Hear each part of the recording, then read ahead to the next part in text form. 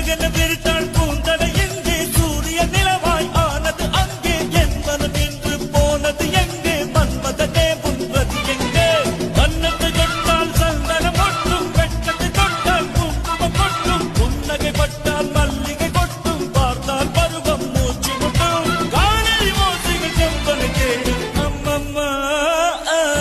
பிக்காசோவின் ஓவியம் ஒன்று பித்தோவானின் சிம்பனி ஒன்று பெண்ணாய் மாறியதோ அந்த புறத்து மகராணி அந்த புறத்து மகராணி அழகிய லேலா அவள் இவளது ஸ்டைலா சந்தன மேலா இவள் மன்மத